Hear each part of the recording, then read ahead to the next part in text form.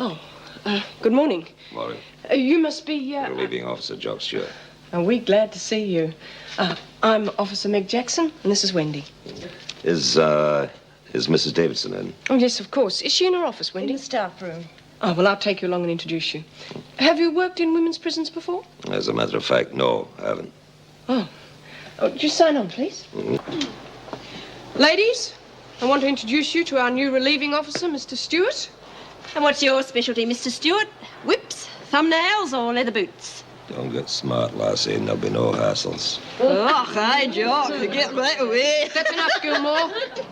Right, you ready for the rest of the tour? Yeah.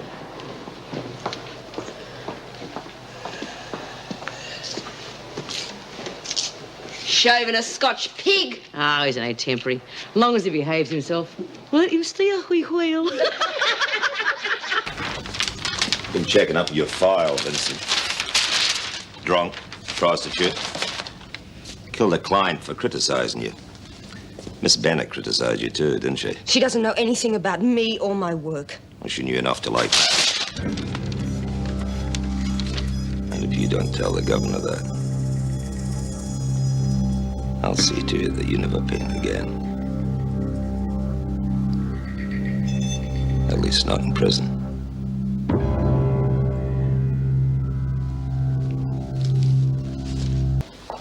Yes, sir. I'd like to have a word with Doreen Anderson, thanks. You had a visit with her yesterday. Against regulations. 2 visits in as many days. Oh, do me a favour. Come on, look, it's urgent. It's business. Is it about us selling that house? See, those interview rooms are smaller than you might think. It's our job to keep our ears open in case some things are said that shouldn't be said. Yeah, well, it's in her interest, you see. Look, we're prepared to offer her a little bit more money. I'll tell you what, though. I'm a bit of a businessman myself. I might be able to help you fellas out. I mean, Anderson can't very well send me away, can she? Glad I found you alone at last, lass. I wanted to talk to you about, selling your house. I don't want to. Oh, there's plenty of other houses, you know. Yeah, but that was my mother's and I want to live in it with me and Kevin. You could be making a mistake. What's it got to do with you, Mr. Stewart? I'm just interested in where you're going to finish up, that's all. Well, I know where I'm going to finish up, and that's in my house with Kevin. No, it's not. How do you know? Let's just say I think you should reconsider for your own sake. You can't tell me what to do with things like that.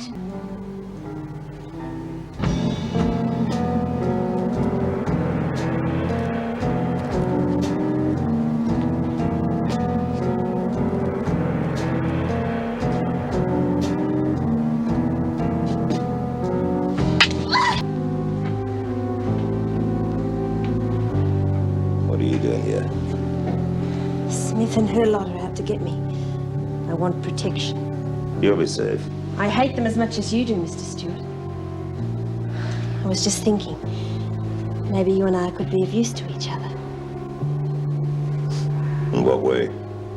Well, you could always see I get a few of the comforts of home, and I'll keep quiet about what I just heard.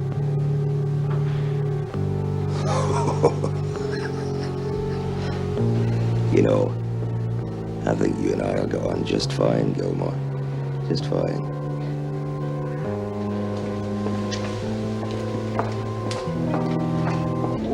Oh, hang on. Listen, can I give you a hand there, Miss Bennett? Oh, thank you. I didn't realize Vincent had managed to accumulate so much. Yeah, right. Got it.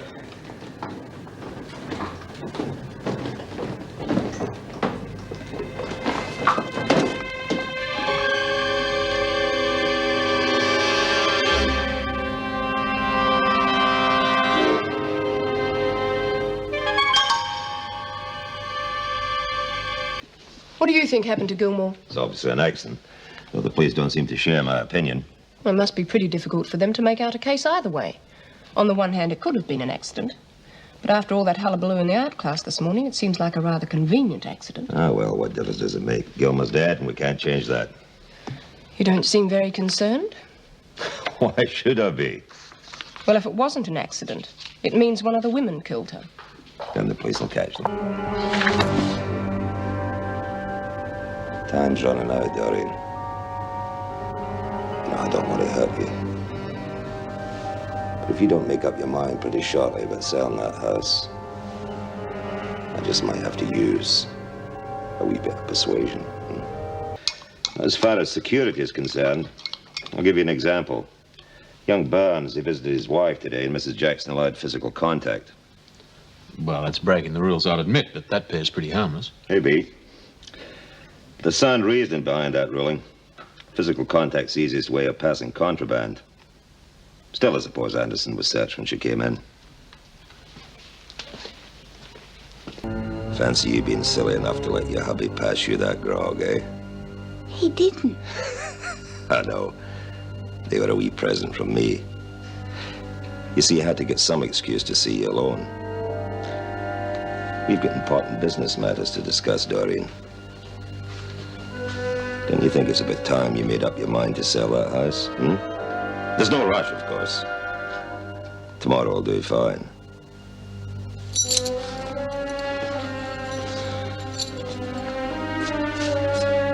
But if you haven't made up your mind to sell by then, I might just have to give you a little push. The same as I did with Gilmore. Hello, Mr. Westmore? Yeah, Jock Stewart here, Wentworth Detention Center. I've got a bit of good news for you. I've got Mrs. Burns right here beside me. Just hang on 2 seconds. I'll be quick about it. Hello? Yes, this is Mrs. Burns. Yes. Yes, I've decided to sell. Yes. Yes, I know what a verbal contract is. What in heaven's name are you doing here, Anderson? I'm sorry, Mr. Burns. I'll have to hang up right now. Who was that? Miss Bennett, I thought you'd a better memory than that. It's not Anderson anymore, it's Burns. Mrs. Burns, you know. Yes, Mr. Stewart, I do remember. And I recall that Anderson, or Burns, or whatever she wants to call herself these days, was placed in solitary confinement. I don't recall a prison rule which permits phone calls while on loss of privileges. Official permission must be given for the use of the phone. You're right. I'm sorry. I'm afraid I just sort of acted on impulse. I'll go and report this to Mrs. Davidson right away. Just a minute, Mr. Stewart. I'll decide whether this matter should be reported or not. Hello again. Oh, Miss Bennett. Oh, we're off duty. Vera. All right then, Vera. That invitation this afternoon, is it still open? Well, actually, I've got to meet someone here in a couple. No, look, I'm sorry. How about dinner tomorrow night? Would you like that? I'd be delighted. All right then. Well, I'll see you back at the factory in the morning then. See you there. All right. Good night, Vera.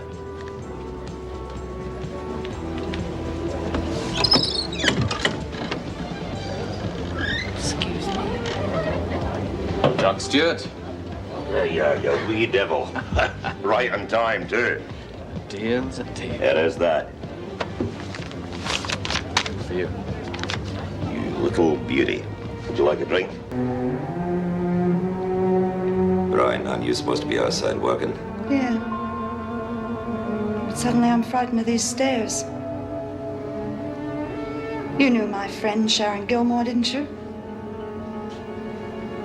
She died on these stairs.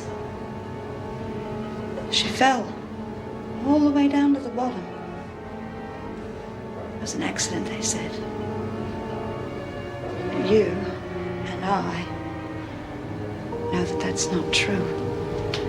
Don't we, Mr. Stewart? What did you do to Sharon? What's this, Bryant? You know, no one was watching you. You didn't give her a chance, did you? All you did was give her a quick push from behind. That's enough of that, Bryant. All right, women, move. You heard me, move!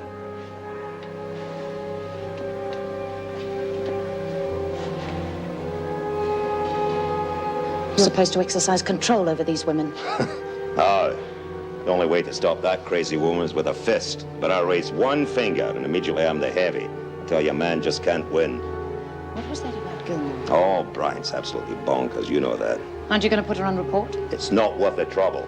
But it was you who threatened the girl. Did she say so? Obviously not. She was too frightened. Well, that's hardly evidence, is it? Miss Bennett has come up with something more substantial. Your connection with the man who tried to buy her house. So I know a few people in real estate, so what? You were seen receiving money from him. Yeah, money that I'd already lent him, that's right. Mr. Stewart, we must not only be honest, we must be seen to be honest. Your conduct has been open to too many interpretations. If you say so. And your explanations far too glib for my liking.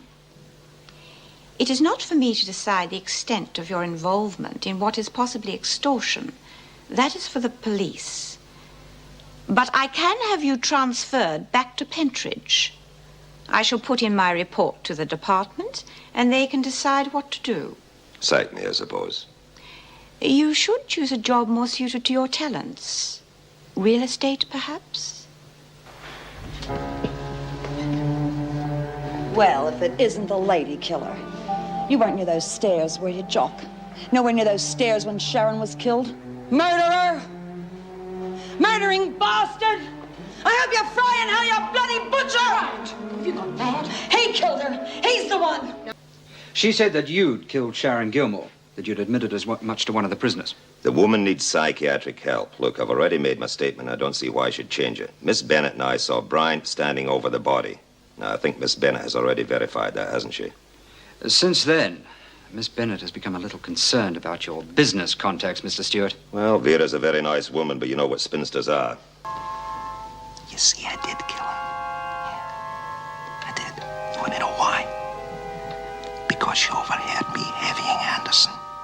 And then the silly little slut thought she was going to blackmail me. So I stopped her on the landing. And I just put my hands round her throat. And I said to her, listen, how about giving us a wee kiss before I chuck you down the stairs? You should have heard her. She promised me everything. And then I said to her, sorry, kid, I'm just not in the mood. I gave her one hard shove. And you know something else? She made a sound when she hit the bottom. Sounded like one of those full hot water bottles.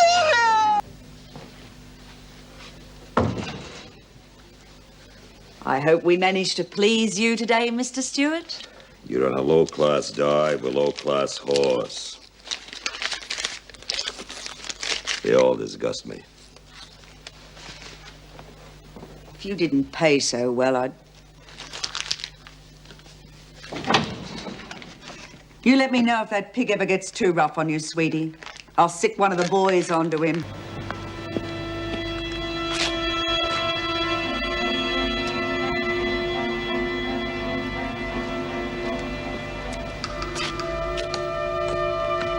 We didn't expect you back quite so soon, Mr. Stewart. You're going to have to learn not to take such a great interest in your clients, Doris. It's just that I like to look after my special customers. If I'd known you were coming... Sally isn't here, you see. Well, you better get somebody else, then. Yes, of course. If you'd like to wait in there, I'll see you're well looked after.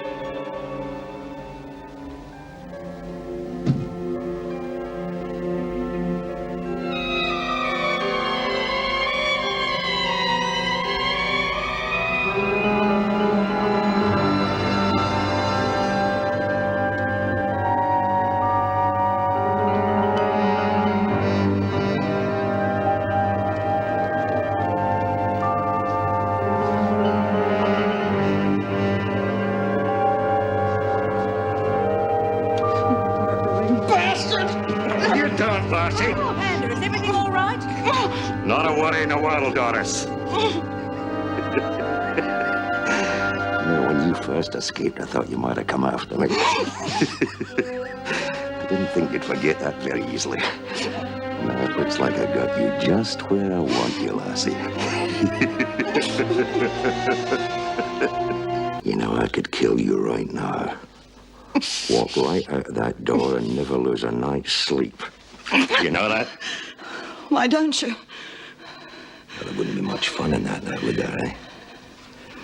And I'm a man who likes his pleasures, you know that. You're not so chirpy now, Brian, are you, eh? You know what? I reckon that you owe your old friend Jock here a bit of a favor. And you're not much of a posie to say no in any case, are you? What do you want me to do? You wouldn't have a clue, would you? What I want, you couldn't possibly supply. I know what you are, Brian. You couldn't satisfy the likes of me. You wouldn't have a clue. But I tell you what you are going to do. You're going to work for Jock. That's right. Because every time I come in here, I'm going to want $300 from you. You understand? Well, what if I don't? If you don't, I'll do two things. First of all, I'll break every bone in your body. That's right. And then I'll inform my friends, the boys in blue, that you and your wee friend, Helen Smart, are right here for the pickings. You'll both be whisked off to Wentworth in a flash. I promise you something, if you don't, you'll be sorry for the day you ever heard the name Jock Stewart. Poor wee Sharon Gilmer. Eh? You remember her? Eh? Pretty wee thing, too. I remember her all lying crumpled at the bottom of these stairs. Poor wee thing. But you know, you were absolutely bonkers to think you could put me away, Brian. Yeah, bonkers. Anyway, this is what I'm going to do. Now, listen. I'm going to call in here every day, see? I'm going to ask for you. And they'll think you're doing a real good job if you can satisfy me.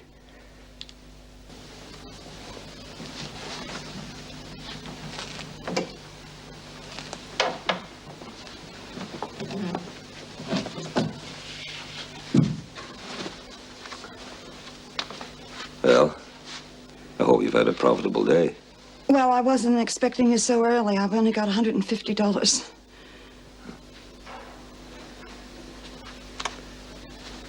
You lying bitch.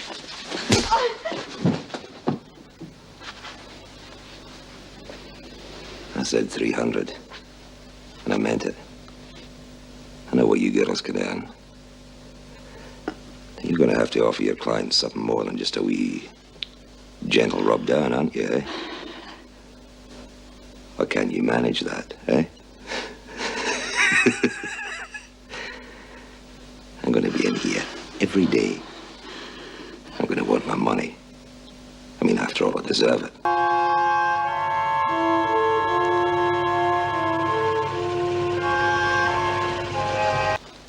I mean, after all, I'm paying for this.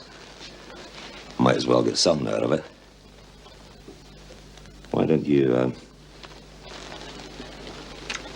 be nice to old Jock, eh? You gotta be kidding. No! That's not part of the deal! Well, Sharon Gilmer was nice. She was very nice. I mean, one dyke's as good as another. You bastard! You Please, hands on the table! Right, you're both under arrest. For just having a little massage. There's no crime in that, is there? Your name Jock Stewart? It is, yeah. What about it? Do you know who this woman is? Haven't a clue.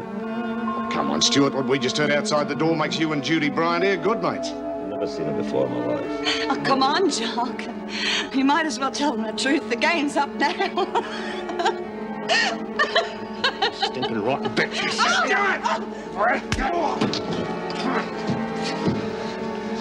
You're an ex-screw, aren't you? I got news for you. I'm gonna throw the book at you. A quiet spell on the other side of the bars will be no picnic, will it? Eh? Not so fast.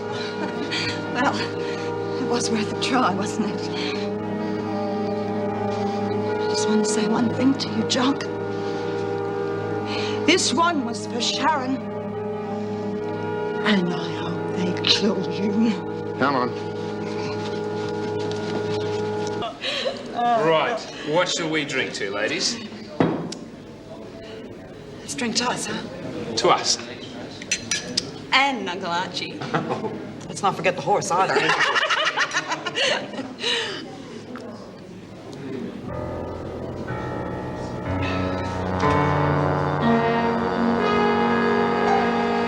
Well, I'll have the champers lined up when you get back. Harry, you remember the day.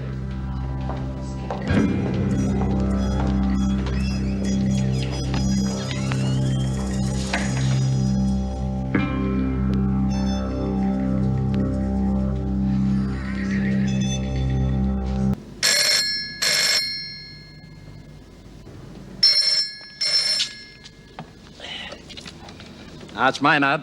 Hello, Mr. Maynard. My name's Andrew McLeod. I'm a friend of Jeff's from up north. Oh, yeah? Look, I've been in New Zealand a couple of years. I heard he was stopping with you, is that right? Well, no, he's in town on his honeymoon. Oh, so he did marry her? Oh, you know Laurie? Well, not really, but he wrote to me about her. Oh, is that a fact? Yeah. The number of letters we got, I thought he was illiterate. Well, actually, it was the only one I ever got myself, I can assure you. Look, I wonder if you could help me contact him. I didn't want to bust in his honeymoon, but I've only got a couple of days left before I go back to New Zealand. Oh, I can't see any harm in that. They're staying with Laurie's mum. Hang on a minute, I'll get you the address. Good.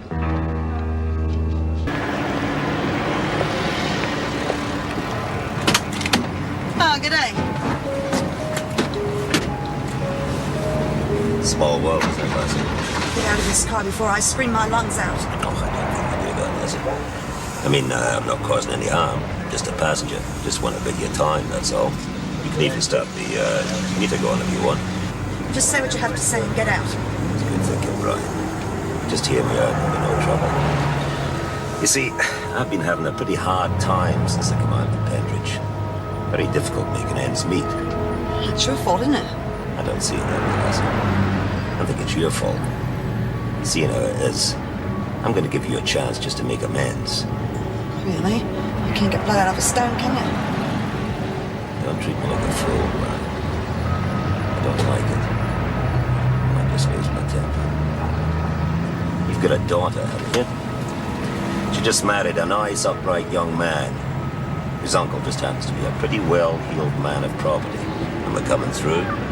Why do you have to drag Arch and Jeff into this? The reason why I want to drag them in is that I need a wee loan, say about $5,000, just to get me started off afresh.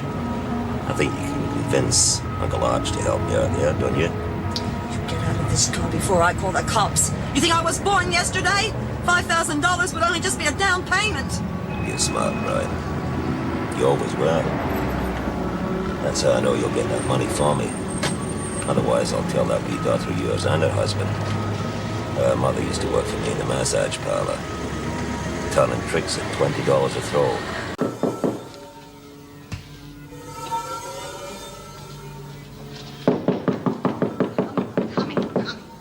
Who is it? Jeff? God, what's wrong? Oh! How dare you come back here! Get out! It's a nice way to treat your old friend, Jock. Only come over here to keep you company. Seeing as how your daughter's gone away now. Well, they've gone to the movies, haven't they? They'll be back any minute. Is that a fact? Funny they took all the luggage with them, isn't it, eh? I'd say they'd gone to Archie's for a couple of days, wouldn't you? See, I know Archie quite well. Had a long chat with him on the phone just the other day. You bastard! No, you don't, Brian. Kill you! Reminds me of the time you tried to stick me with a knife, eh? You didn't do too well then either, did you, you blade? Hey! Come on, try it! You bloody bitch! Oh, my God! Try it!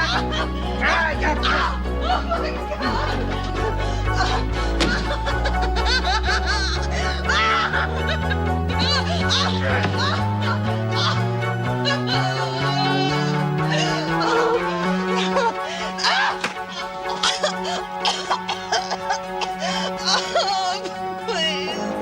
Please don't. Please don't. Oh, please don't. Please don't.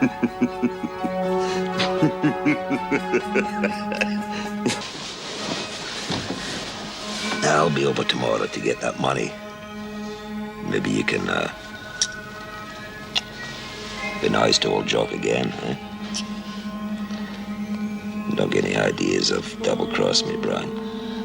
Because if you do, I might just pay a wee visit to, what's her name again? Laurie. That's right, Laurie. Just to see if she's, as good as her mother. Many times I've had to tell you, if you don't get that money, lovely Laurie is going to meet with a nasty accident. She's in Queensland. You can't touch her. You must think I'm a real fool, Brian. You know how long it took me to find out your address that day after the trots, don't you? Wouldn't take me more than about, 10 minutes to find out her address in Queensland. Might even be worth a trip up there. She's quite a spunky-looking little lady. You bastard!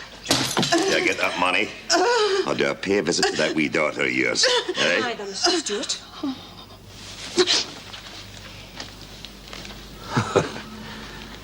What's this? Hidden witnesses? You're getting devious, Brian. Very devious. I suggest you leave this place now and never come back. The police will be very interested in what I just overheard.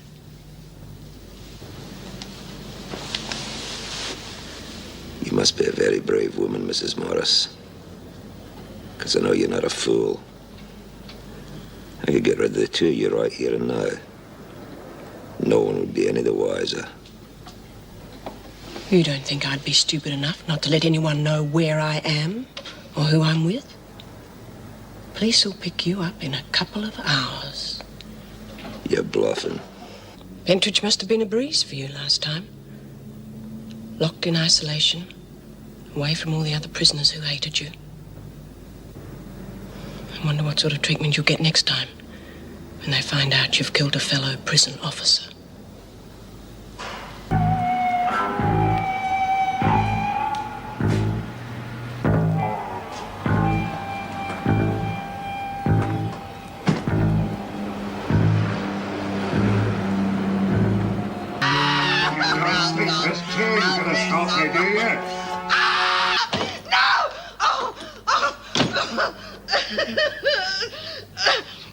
Give me a drink. Get!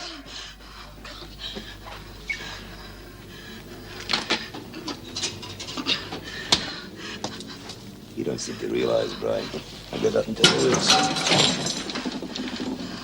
Before I went into Pentridge, I had everything. A car, plenty of money, good clothes. Now I've got nothing. By now, I suppose you're wondering what I'm going to do to you, Brian. Well, I'm going to hurt you. I'm going to hurt you real bad. Just to teach you a lesson. Of course, now that Meg Morris has stuck her nose in, I have to shoot through after I've done it. Because she'll inform the police as soon as she finds out where you are. I think Queensland might be a nice place to go to. It's nice at this time of the year. Plenty of sunshine, lots of women. I might even look up little Laurie for you, eh? You'd appreciate that. Well, you're recovering in the hospital, wouldn't you, eh? Getting a letter from Laurie saying how she'd run into your old friend, Jock Stewart. You evil bastard! You'll never hurt Laurie, you evil bastard! I'll kill your bastard, son of a bitch! I never got You make too many bloody mistakes! Oh my God! You're dead!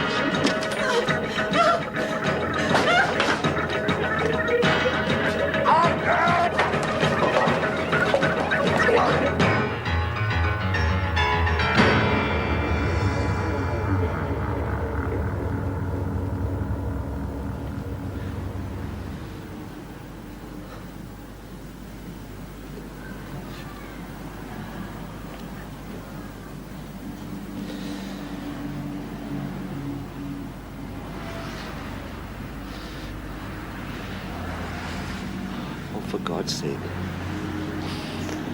For God's sake, Bride, please help me. Please, I can't move.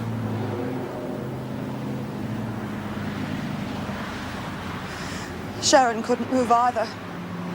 You remember Sharon, Jock? 'Cause I do.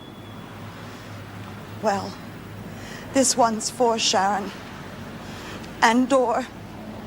And me. And all the women that you've bashed and hurt. Please. At least call an ambulance. Please, I can't move. Oh, please, I can't move. Oh, please, please. Oh, please, Brian. Please, I can't move. Please.